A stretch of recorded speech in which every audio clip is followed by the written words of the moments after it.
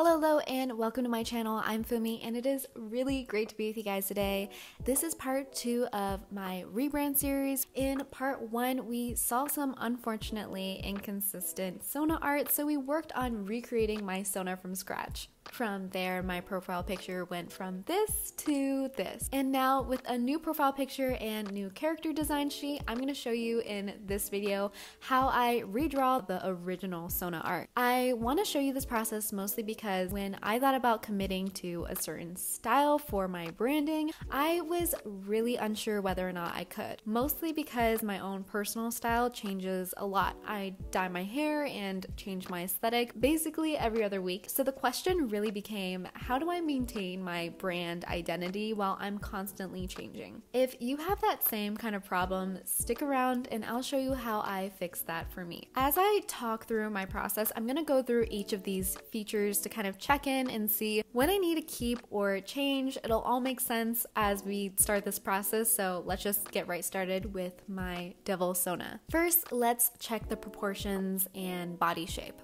Overall, it's not too far off, but I think I can take down the accentuated waist a bit. As for the face shape, we could really push out the cheeks a bit more and round out the chin line. Even though the eyes are red, I'd really like to add the white pupil just to complete the look and make that connection back to the reference. Moving on to the horns, I totally could have kept them as is, but for the sake of this redraw, I thought it'd be better to switch to ram horns, but maybe make them a little bit more pointier than the reference, kind of have them shoot outwards as well, a little bit more devilish. As for the blush, I do want to add it just to make the character a bit more cute, but it really could have gone either way as well. Next, for the line art, this Sona in particular was the one that needed the most refining for the line art. I was on a time crunch when I was first making this art, so I kept my sketch lines, but refining them and matching the line width of the reference definitely helped.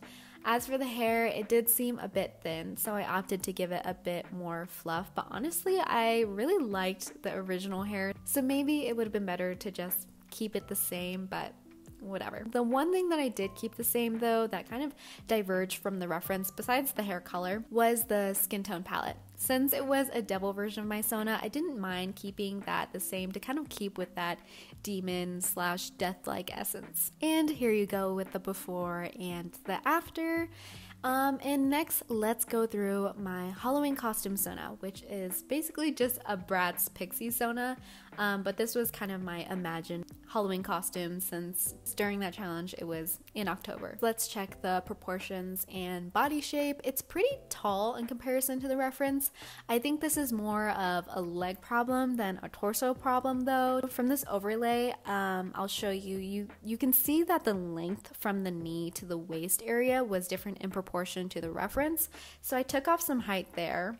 The shoulders were a bit broad too, so I softened them up a bit. As for the face shape, we could really push out the cheeks a bit more and round out the chin, just like we had done just before. The eyes for this Sona though were especially different from the reference. They were definitely an ode to the Bratz that I was referencing at first, so we'll need to round them out, change the color, and change the highlight style. Moving on to the horns, because this is a Bratz themed Sona, I didn't really think that this needed to be included, but the one thing that was a bit off to me was the ponytail hairstyle. Rather than that, I thought maybe like twin tiny pigtails that almost look like the ram horns would work really well in a kind of two birds, one stone type situation. So that was super awesome, just to kind of make that work for it. To also keep the Sona a bit more true to how I look now, rather than the pink highlights, I thought it would actually be fun to make the hair two-toned, kind of like how I have it right now. And for the blush, instead of the gradient, I just switched to the original,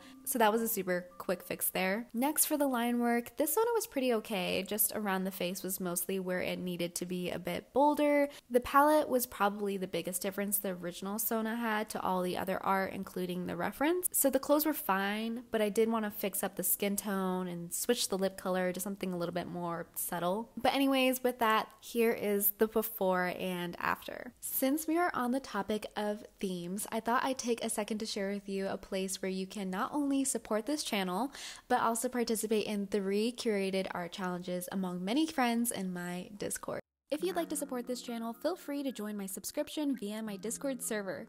With an adventurer's license, you can use your voting powers to determine the fate of the magical realm of the Mischief Siblings from another world. Get access to all my tips and tutorials, request videos you'd like me to make, receive exclusive updates on my Webtoon creation process, and get early access to all my videos. If a premium membership isn't really your speed, you can still join in on our 3 weekly art challenges and connect with our 400+ membership.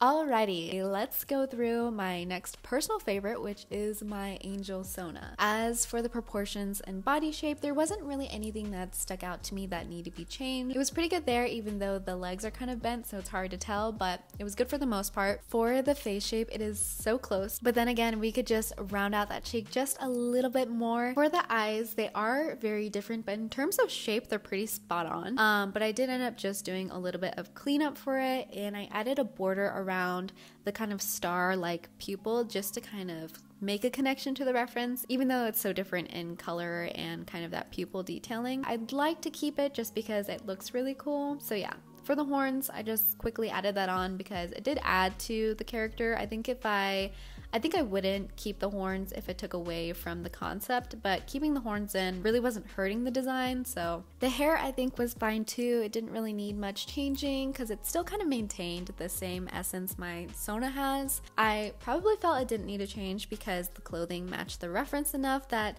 things like the hair and the eyes didn't really need to match all that much. As for the blush, again, I definitely wanted to switch out of the gradient to the blush detailing in the reference.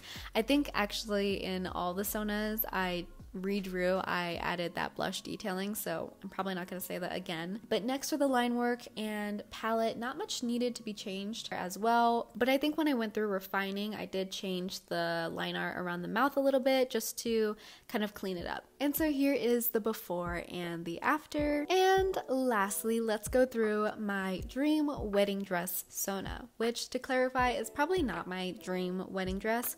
It's more of a, if I had a fantasy Galadriel type wedding, I would wear this kind of dress. But looking back now, I probably would have preferred like a puff sleeve type dress like the one I'm actually going to wear. So yeah, that's kind of the sitch. As you can see, this one was probably the most different from the reference. I definitely struggled with one the most because I didn't have like a side view reference to work off of, and I already have a lot of trouble creating side views, so this was quite a challenge. We'll just do what we've always been doing and check the proportions and body shape first. Clearly, I made this design a little bit too tall and the booty is just a little bit too big, so I fixed that quick and easy with the mesh tool. The shape was, again, much harder. I had originally drawn the side view very realistically, probably because the theme was so attached to like an instance in real life, so the style leaned very realistically.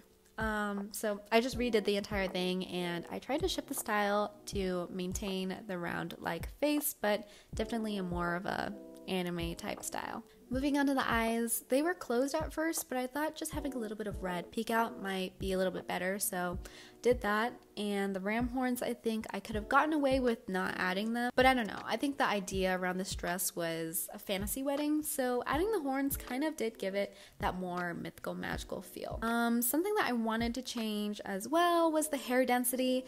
Again, it was drawn very realistically, but I wanted the hair to match the reference style, so I made it a bit more chunky.